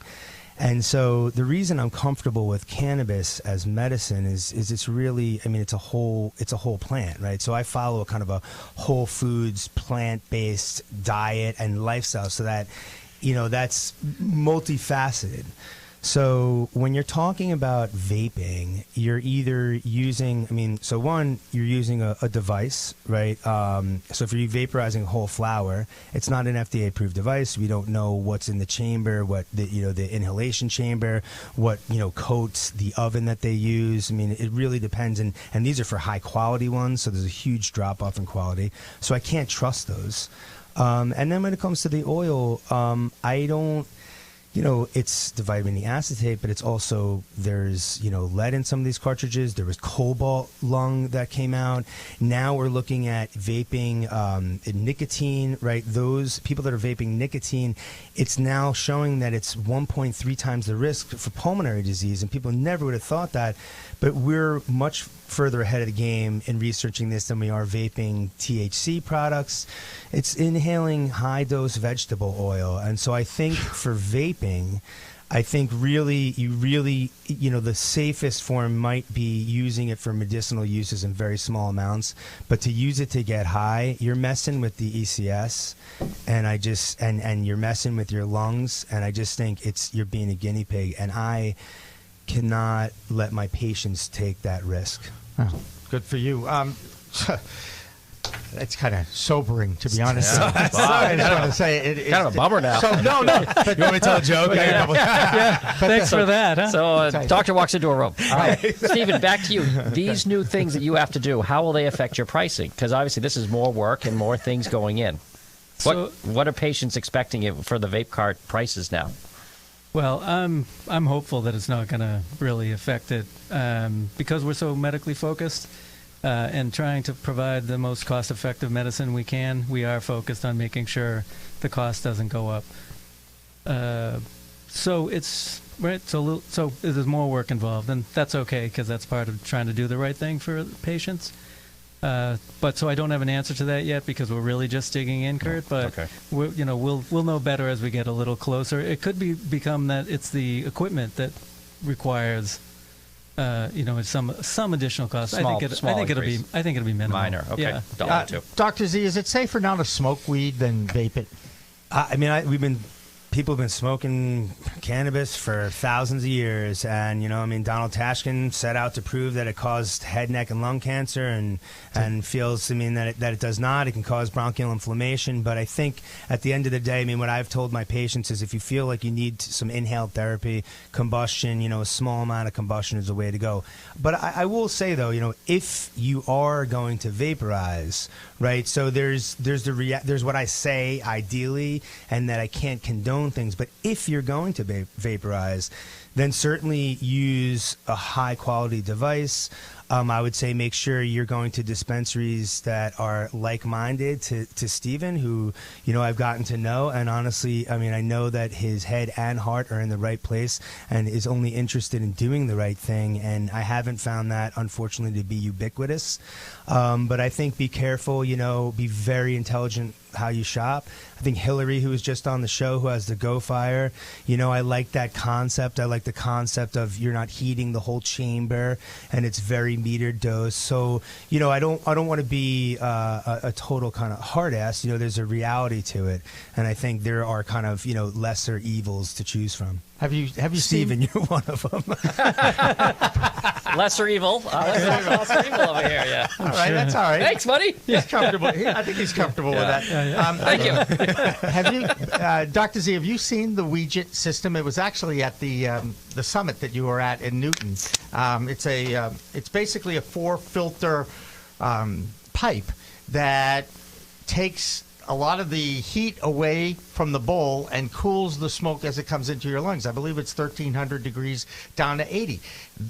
Beth Dost, a registered nurse, is the one who helped design that. Is that a good product? I mean, I'm not going to ask you to, obviously endorse it, but I mean, that's the kind of thing that we could use and feel better about. Yeah, I mean, I actually have one that I have not tried myself. I have. And so did it work? How was it? Was it smooth? It felt like a vape, to be honest with you. So it really was. I think they're definitely on the right track. I mean, I think some of these bongs that they make these days, which doesn't really filter everything out, but I mean, they make some pretty smooth ones that will cool the smoke down, right? There are ways, or, because that also, there's a way to, I think, as long as it's a little bit, right? I mean, then I think I get you. It's okay. In small doses, it's okay. It's like anything else. It's likely okay. It's likely okay. Thank you very much for that. You're not an attorney either, are you? Of course I am. I'm a doctor. I have to be an attorney. That's right. That's right. By the way, I never played an attorney on TV. All right, let's just say. I lost my train of thought here because we were talking about bongs and everything, and got them all excited. And cooling and cooling. Wait, what? Cooling the smoke out and everything. It truly is. I have this saying called "It's a whole new world of weed," and it really is. I mean, as someone who remembers the '60s and '70s when I did start to test and taste. To now, it's completely different. You know exactly what you're getting. If you go to a medical dispensary like ACS, you know exactly what you're getting. You know kind of what it's supposed to do to you. We all know that every human endocannabinoid system is different. So a sativa may be, stimulating for one person, but it also might put someone else to sleep, right? Because we're all different, and everybody's endocannabinoid system is different. But I like going to a medical dispensary, and I believe that the CCC finally came up with that statement that none of the sicknesses that have been reported in Massachusetts have been bought at a medical dispensary in this state. That was the statement I was waiting for, and I got it over the weekend. As a patient, that made me feel really good. Almost comfortable enough to pick up my vape again, I'll be honest, but, If it came from lesser evil, I feel great. I mean, Thanks, Curt. Let's do it. Yep. Oh, we're clear. We're clear. I have lost control. All right, Ryan, I have a doctor question for you. Yeah. We just put up an article, 8 crazy ways you can take cannabis into your body. What is the highest absorption way or two to consume cannabis if everything's on the board? Can I guess? Yeah, go ahead. It's a suppository, isn't it? Right up your butt? I believe that is the case. I'll let Ryan answer it. I think tongue is number 2, under the tongue, but go ahead. Yeah, what do you think? So, I mean, I think actually inhalation is going to be the highest amount of absorbed, highest amount absorbed. That's a good question. Suppositories are a little strange. I mean, because they're not. That's a loaded statement. Wow, that's what she said. They're a little. All right, so hold on. Wiggly. Hold on. Haven't tried one of those. Right, anyway, so regarding suppositories, my understanding is that they're very localized, actually, and that there's not much absorption. And so, I mean, this is from a trusted colleague who said that that his patients they don't experience intoxication from the suppositories, and that you really use them for a localized effect. So, I mean, in theory, yes. I mean, sublingual, the idea is that you're bypassing the metabolism of the liver, and you're going more directly into the bloodstream. Yeah, so I'm not actually sure. I mean, I would probably guess that it would actually be in edibles. I know when you smoke, you inhale about 30 to 38%, and I would say with edibles, my guess would be around 50% or so. That explains a lot, actually, to me anyway. I'm not sure I love the effect of the edible because of the delayed reaction and the entire body sensation that you get from the edible. And yet I am finding I'm using them more just because I'm in sick for like 4 weeks. Because you like them. Curt, you like them. I don't really like them. I'm doing them every night for some reason. I don't know. Yeah. I can't stand them, but I can't stop eating them. Exactly right. I can't quit you. That's a suppository one. No, so it's that should be easy to quit. That's right. Yeah, the suppositories he gave up after one night. That was no problem. Well, wait. It didn't do shit. Maybe a month later. I did one more a month later. Yeah, one more a month later, and then I really quit. I was done after twice. That was good. We're on the internet. We can pick the over 21 thing. You know what I mean? It's all right. And then there was that one time in Vegas. But other than that, I do not do suppositories. It's the easiest one to forget. All right, I can't stop those either. Right. Okay. So no, I think that the issue with edibles, right? Yep. And this is, so everybody has a story from Colorado. Well, I ate the quarter of the cookie and didn't feel anything. So then 15 minutes later, I ate another quarter of the cookie. You're stealing our material for next month. I didn't feel anything. Yeah, exactly. The January 16th show. And then I didn't feel, and then 15 minutes later, I ate the other half. Then the first quarter kicked in, then the second quarter, and now you're in the emergency room with your spouse because you swear you're having a heart attack, right? And so, but you're not, But although if you're eating a high dose, you could be at risk. I mean, and so it could be very dangerous. And so what happens though is the THC, Delta 9 THC, when it's eaten, is metabolized by the liver to 11-hydroxy THC. And this is a longer-acting, more psychoactive metabolite. And I've actually had some patients that don't respond to smoking at all, and they eat a little bit, and they're just out of their mind, right? And or vice versa. So it's a different relationship between Delta 9 THC and 11-hydroxy. And that, Jimmy, is what you're probably talking about is, they do have a different effect. But again, we're talking about intoxication. So when you're talking about medicinal dosing, it doesn't really play the same role. And in fact, you want to utilize that longer acting metabolite. I was actually going to ask you to go into the Delta 9 stuff and explain why they're so powerful when they hit. Stephen, edibles in Bridgewater at your place, what dosages or what do you see that people enjoy, like, pot sellers? They like the brownies. I mean, how strong of a dose are the big sellers, or why? It's really all over the map. When we first started, I wanted all low-dose edibles. 5 milligram, I'm guessing? 5, no more than 10. Oh, yeah. So typically 5 and 10. Yep. But the patient base demanded higher quantities. So a lot of our edibles have 25 milligrams. Yep. And we have, occasionally we've done some much higher dose edibles. But all our edibles are excellent, I have to say. I'm just going to ask you, is gummies, chocolate, what do people Hold like? Hold that thought. Oh, we got to take a break. Okay. Taking a commercial break. We're going to take a break. We're going to take a break, but when we come back, we'll find out the answer to that question and more. Chocolate. Don't go away. Weed Talk continues after this. So happy to be here. I think my favorite part of the conference has been mingling with you ladies, and the conference hasn't even started yet. So I just want to say how incredibly, through the course of the last 12 hours, inspired. I've sat with women I've admired for a while. And I just want to say thank you all for being here. And we all have stories, right? And I heard those last night of how we keep winding up in these same rooms, right? Our kind of stories. Where were we before?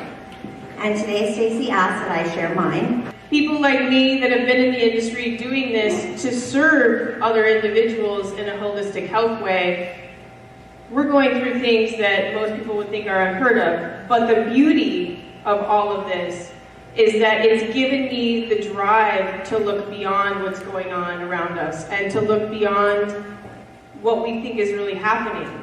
Because yes, there's laws, yes, there's overregulation, but the more we point to what's wrong, the more we're missing what's right. And what's right is that we're evolving. What's right is that there's more access to this medicine to the people that really needs it.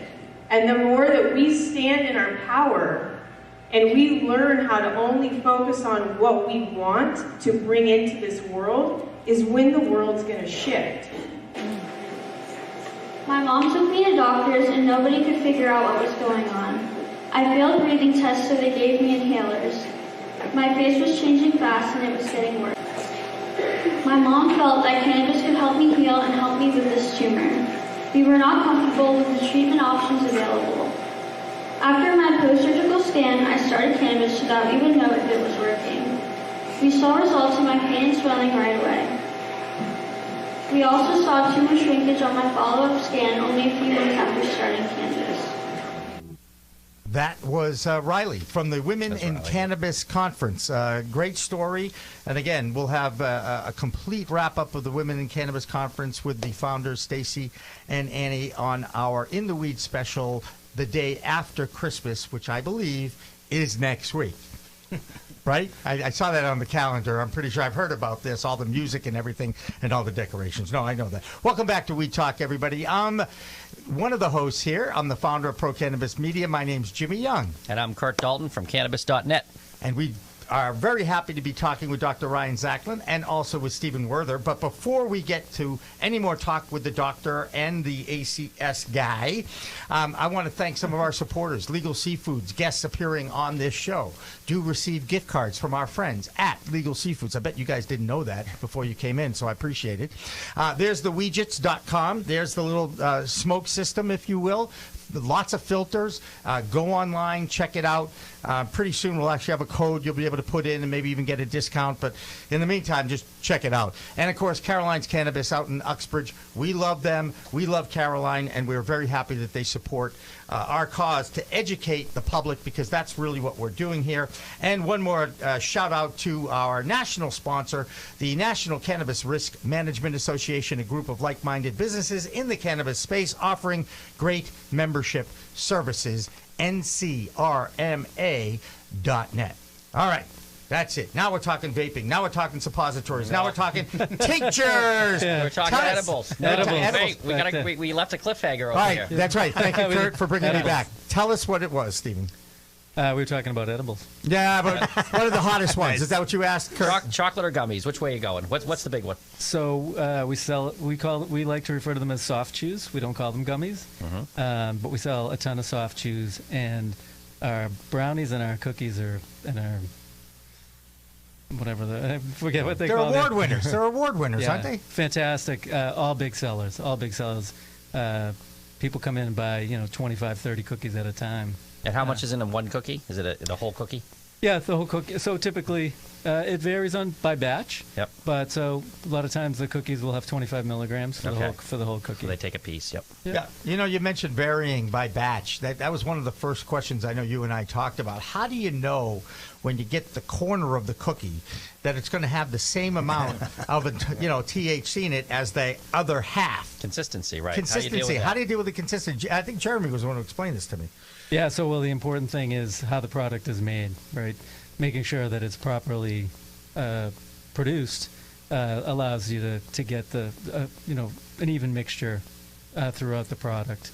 So, and we're now making edibles with RSO, but typically our edibles have been made with distillate, and it's very easy to make sure that it's evenly spread. You're going PhD on us here. Let's RSO. Yeah. Go ahead. Tell RSO what that means. What is RSO? Okay, so RSO, which some people may know, is Rick Simpson oil.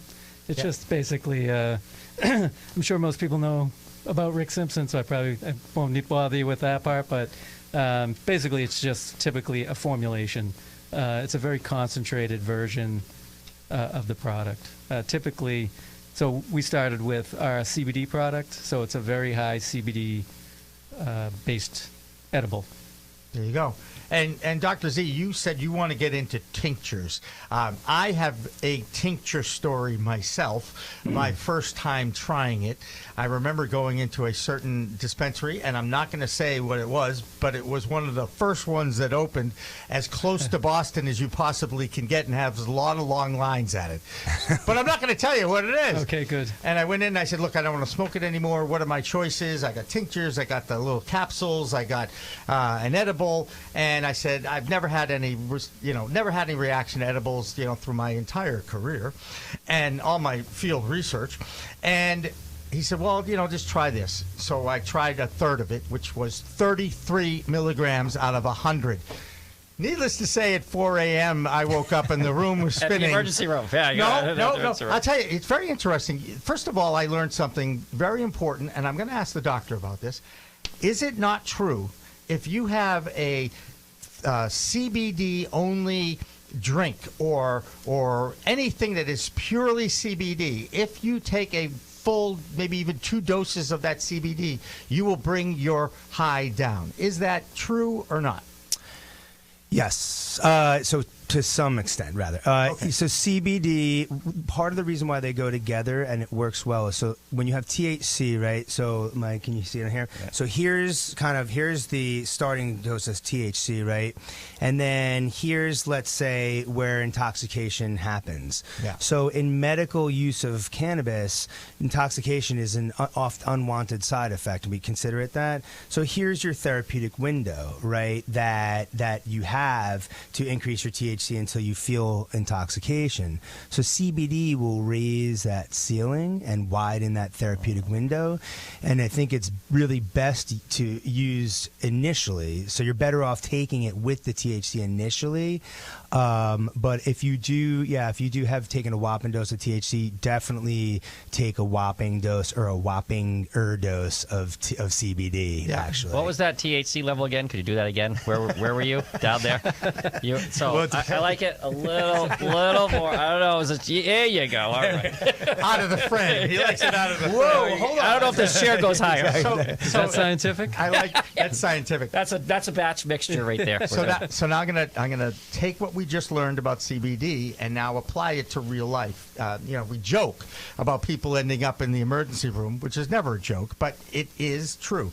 Our first responders or emergency rooms, do they have high dosage of CBD to help people as they come in? You know what, Jimmy? Last time we spoke, you asked me a brilliant question, and that's a brilliant idea, and I got to shake your hand again. Two shaking hands. One, right? That's 2 shaking hands. Baby, 2. I love that. I love that. I mean, I think down the road, I mean, there are also a couple of other things that you can use to turn it off that I won't mention, but yeah, absolutely. There should be formulations that you could essentially, turn it off. Yeah, because I'm not chewing black peppercorn, okay? It's just not happening. Is one of them Doritos? Yeah. Well, one of them actually is eating, right? That will also... 100%. Ativan helps in the emergency room. Ativan helps. Oh, my God. But our Colorado... How challenging... By the way, we laugh. We're having a great conversation here. We laugh. But what we're talking about is amateur self-medication with a medicine. This is so you've led up to the perfect segue. Okay, thank you. I have a tincture story that also incorporates the CBD concept. Okay. That also ties into Stephen. Okay. So I'm also going to tie it in to everyone. No, but so all right. So I have a patient, right? So basically, I've been very frustrated with the whole system of Massachusetts. I'm very frustrated with the Cannabis Control Commission. We can talk about that after. And I've been very frustrated with many of the dispensaries because even the medical ones, to me, did not appear to be focusing on really making medicine. They were really kind of prepping themselves for adult use, and really the products that they sell are frankly dangerous when it comes to making medicine. I mean, dabbing and sugar and all that stuff is overwhelming the ECS, right? So I sought out, and so one product in particular is called THCA. THCA is the acid. It's basically the precursor for THC, and that's how it's found in the plant. And it's thought to be as effective as THC at a 10th to even 100th a dose, and is a very potent anti-inflammatory. Nobody carries it. Okay, only Netta. Am I allowed to say that? Well, yeah, you just did. No, well, they in Brookline. No, I didn't have to say it. They carry it, and they've carried it, and they're the only one in the state that was making it. Okay. But they don't deliver, and it was impossible to kind of get. They were getting into their whole big adult use blast off. Mm-hmm. So I met with Steven and told him that, look, I like to use tinctures because it helps me titrate the dose, and so can you make a set of tinctures for my patients and deliver them to the North Shore? To which he graciously agreed, and he made a set of a THC tincture, a THCA tincture, and a CBD tincture. So I had a patient that comes in, and he comes in 1 week, and he's like this. Okay, that's low THC down there. He's hunched over. He has what's called cervical spinal stenosis, which means his neck is just impinging, and he's got chronic pain. Nothing has helped him. Multiple injections. He's tried everything. Doesn't want to do narcotics. Right. So he comes in, and I give him my protocol, and that includes taking 2.5 milligrams of THC at night, as well as 5 milligrams of CBD twice a day and 5 milligrams of THCA twice a day. So his wife finds a different dropper after it's delivered, and she proceeds to give him 2.5 milliliters of high THC tincture, as well as 5 milliliters of CBD. So she basically gives him 55 milligrams of THC. Oh my God! And 80 milligrams of CBD. Okay. Amateur self-medication. So wait, his neck never felt so good. Well, the thing is, he comes in Yeah. like this. He walks in straight.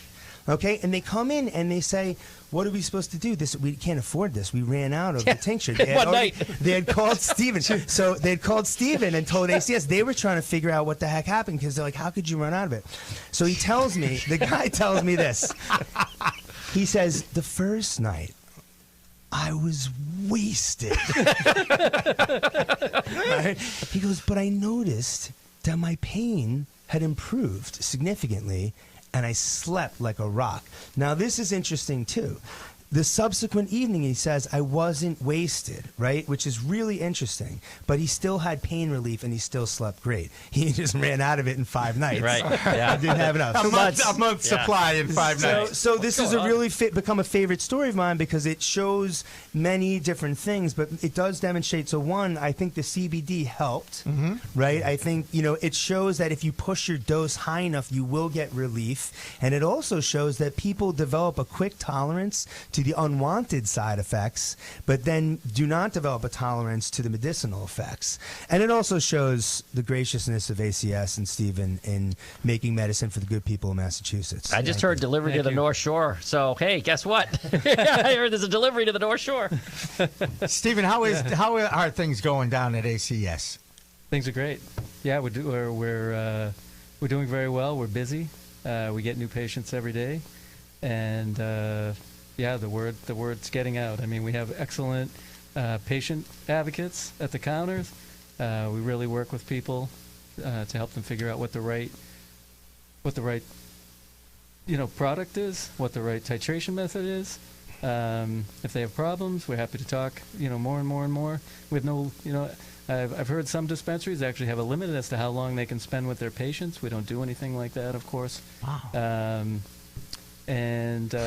So thank you for asking, but things are going along quite well. We're very happy. And I'm going to say another thing about his dispensary. Everybody's gone down Route 24 at some point in their lives, towards Brockton, to the Cape, towards 495.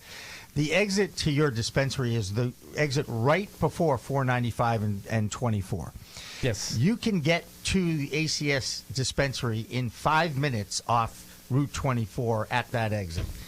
So if you happen to be going to the Cape or you're going north, it's actually a pretty good place to kind of pop in, pop off the highway. I thought I'd give you a little plug. If you have a medical card. Thank you, If you have a medical card, of course. You have to have a medical card. Well, I've got a medical card. I mean, do I need to show the gross fingers? Fingers? Stephen has made suppositories for Jimmy. Special THCA suppositories. Do you have plans for rec for people that don't have a card? Are there rec in the future for you? Oh, it's a great question. It is a great question. So we're interested in rec just because it's a requirement sort of the business model. Yeah. But I don't have any time frame for Bridgewater. Okay. Right now, we are working on a second location with medical first, and then the same. There we'll be applying for an adult use license Right away. Okay. But in Bridgewater, no. And am I allowed to say where the second location will be? Yes. If you want to, sure. Tell me it's North Shore. Sure. So yeah, we're delivering to the North Shore, but it'll be in Hull. Oh, cool. Yeah. Oh, my God. We got a house in Nantasket, too. I'm psyched for that. Oh, sorry. All right. I don't know where to go next. One of the things that we talked about, and I'll tell you, it really meant a lot to me when I threw out this theory, and Curt knows exactly what I'm talking about because we talked about it before the show. And you thought it was a great, and now you are the second doctor that I've talked to. An oncologist was the first one. I threw this theory out at the guy, and he goes, I think you got something there. And then you called it brilliant, and I was like living large at that point because I'm like, no doctors ever called me brilliant. They call me a lot of other names, but not that.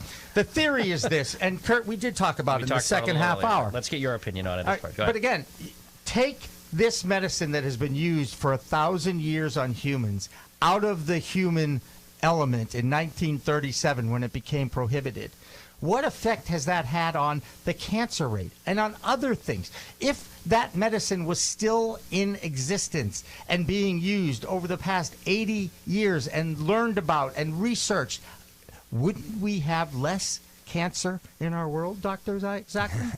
Yeah, I mean, like I said, I think it's a brilliant idea and a brilliant theory because it's based on the ECS, right? So, you know, you take the system that maintains balance and helps also regulate the immune system, for example. Right. So we all have, unregulated cell growth throughout our body at any given time, but you have these immune cells that come along and they kill the, unregulated cells and don't allow them to perpetuate and grow and turn into a tumor and then turn into full-blown cancer, right? And so, but there's so many other conditions too that touch upon the endocannabinoid system, and so it's actually a more eloquent way of saying, well, imagine if everybody in the world was taking some kind of cannabinoid therapy, not necessarily enough to get intoxicated, but you might want to, it's okay if you have, Kurt wants if you want to. He walked in his office standing straight up saying, "This is the greatest thing ever." You got, Kurt, I know you're looking a little hunched over right now. We'll talk after. Hold on. No, but I do think that if what if we eliminated, caffeine and alcohol, and instead everybody was using cannabis, right? What would that look like? I know it's just kind of like sometimes a pie in the sky thought, but if you think about it, really, what you're saying is, how much of a tonic is this for us? And if you remove a tonic that is really can play an essential role in helping one maintain balance, and now you're exposing that individual to just overexposure of just overstimulation and just there's so much just hyperactivity going, right? Hypervigilance. Yeah, it's really tough to say, and specifically to cancer, sure. Just being balanced overall, feeling better. Then when you feel better, you eat better. You tend to exercise more, right? So it's like, I look at it from a holistic perspective, from an integrative medicine perspective. From an integrative medicine perspective, to me, right? Integrative medicine looks at how do we attain balance, and that's what the ECS looks at. I look at them as one and the same, and so yeah, I like the idea, and I think it. Because we've had a rise of cancer, and it's the industrial revolution and all of that. Right. But maybe we could have offset things. Even if it was like 10%, right? A lot of people lost a lot of people that they love. That's right. That maybe they didn't need to. Most of my family, actually, when you get right down to it. Anyway. Well, that's interesting. I knew that. And by the way, the other thing that I'm going to give a little hard. So he used the word ubiquitous already on this show. And he used it in the first interview I did with him. And I will be perfectly honest. I got a 400 on my SAT, okay, in verbal.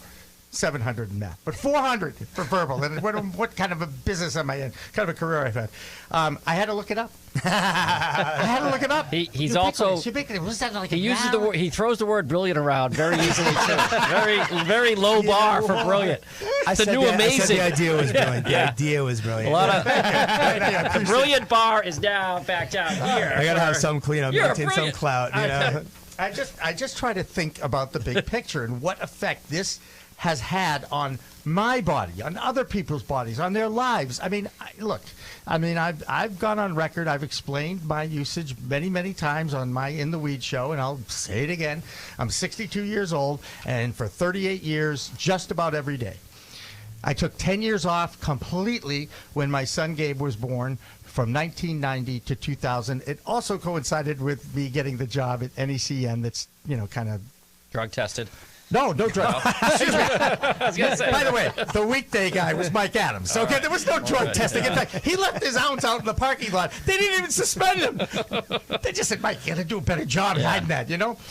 Anyway, love Mike, and the family of NECN still exists, which is great. Point being, again, you can stop this product and really not have a detoxing kind of situation. I was sick with a common cold for 3 weeks. I stopped using it. I didn't think it would be smart, Doc, to, if I had a cough, to actually start smoking. You know what I mean? I'm not brain dead.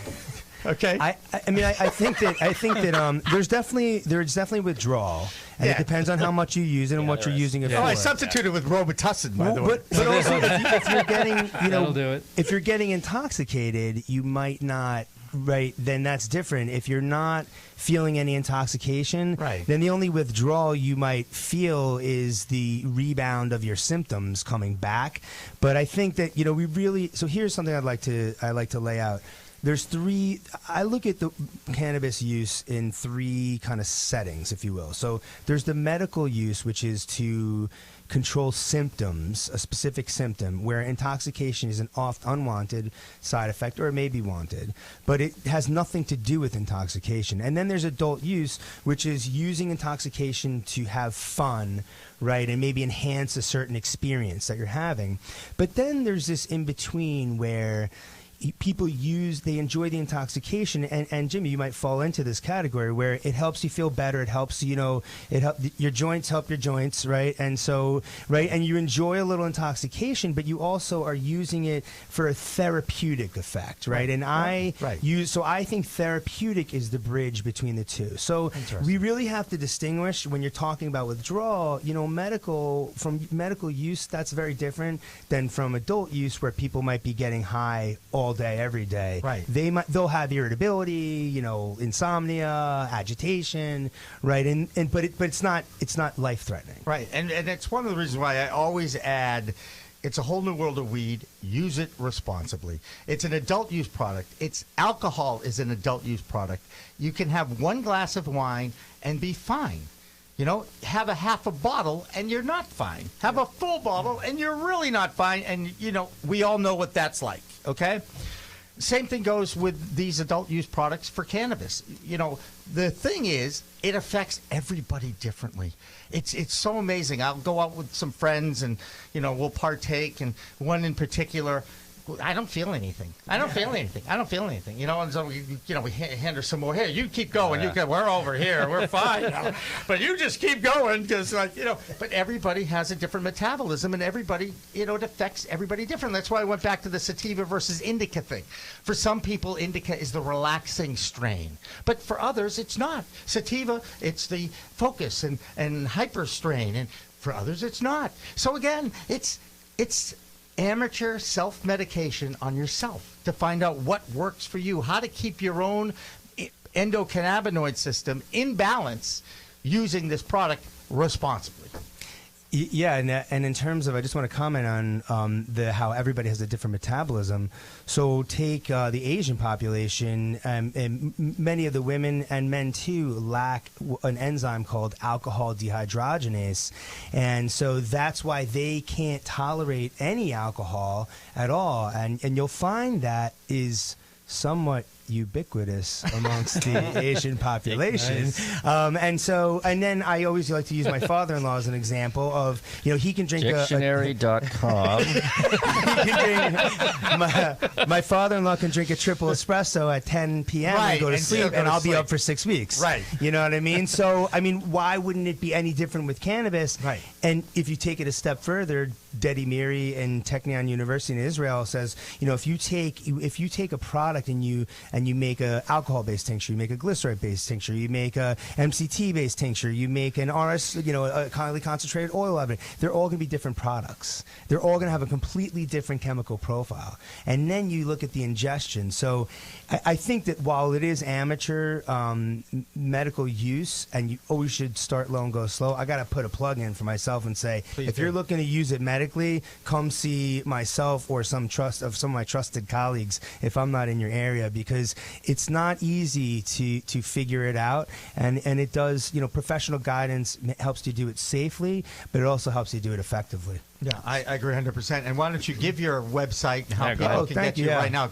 Yeah, my website is Zaklin.com. That's Zaklin.com. Hard to believe that you didn't have to, there weren't too many Zaklin.coms out there. I snagged it from my cousins about 10 years ago. I was going to say, was that an auction? You'd have to pay. Speaking of medical, CHS, what causes it? Is it from the plant? Is it from the cartridges? Is it pesticides getting in there? Yeah, I mean, I don't think anybody knows. So he's talking about cannabis hyperemesis syndrome. I don't think anybody really knows the true cause of it. It is thought to sometimes to have been metabolites. I mean, I think it's often overdiagnosed. It happens in heavy users, usually 16 years or more. It seems to happen in anybody. But I'll tell you a story about a patient of mine who went to the ER. He had a GI thing and he was vomiting, and they said he's got CHS. And he talked to me, and it didn't sound like it. And I said, because cannabis also treats nausea. Right. So I said, look, I'm not telling you what to do. Okay. I'm like, but there's really only one way to find out if you have it or not. And he tried the cannabis because he had been feeling a little bit better, and he felt totally better. So, I think that CHS is a real thing. I think it's probably, it's a good plug for being careful in overuse, because Rimonabant was a medication that blocked both of the main receptors of the ECS, and it was supposed to reduce appetite, and they took it off the market because people killed themselves. They were suicidal. And so I think that's an example of what we got to be careful with dabbing and really hammering your ECS. What happens to the endocrine system if you hammer it with sugar, right? Insulin doesn't work as well anymore, and you're not going to make your own. Well, what happens if you hammer your ECS and you're no longer able to regulate your mood? I mean, that's another kind of sobering concept, but that's what I think CHS is alluding to and bringing our attention to what overuse can do to the ECS. Very, very cool. You did mention one thing about the Cannabis Control Commission, and I'm not going to let you off the hook here. Yeah. I want you to explain what is your frustration with them. They have a very difficult job. I think everybody recognizes that. But what is it that is most frustrating for you? Yeah, so it's take a deep breath. Get into my zen. And we got 2 minutes. You got 2 minutes. So basically, what I spend half of my time doing is fielding phone calls to my patients because their temporary card expired and they can't get anybody on the phone. And even one of my own employees, a nurse, called and wanted to inquire about the status of the caregiver card that her mom was getting for her. Okay, she was on hold for 45 minutes. She asked about it. They said, your mother needs to be on the phone, and they hung up on her. They didn't ask, is she next to you? Can we talk to her? Right? And so, I mean, to me, it's what they're understaffed. They're understaffed. They're totally understaffed. There's an easy solution here, okay? When the patient gets certified, they get printed a temporary medical card that is good for 14 days. They need their driver's license and that temporary card, and they can go to a medical dispensary and get a certain amount of medical product. Why not just make it 52 weeks and we're good, or whatever this certifying provider certifies them for, and then that paper copy can be an electronic in their phone and they can just use it. That would solve, honestly, half of our problems, but they seem to just not care about the medical patients. It's not their focus, and it's really frustrating. Well, I'm not sure it's the industry's focus, to be honest with you, Stephen.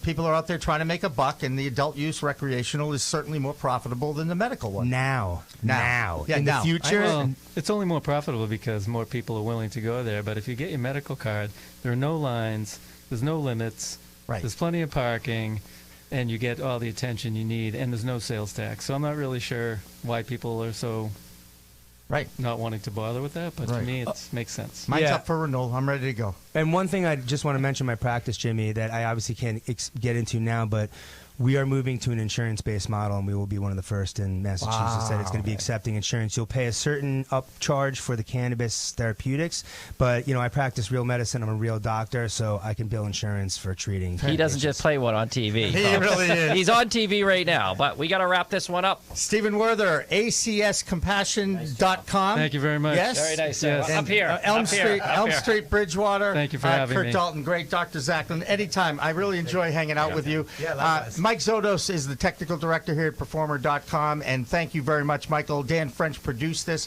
So for everybody here in the big pro-cannabis media circle of love, remember, it's a whole new world of weed out there. Use it responsibly. Thanks for watching, everybody. Thank you so much. We are Pro Cannabis Media.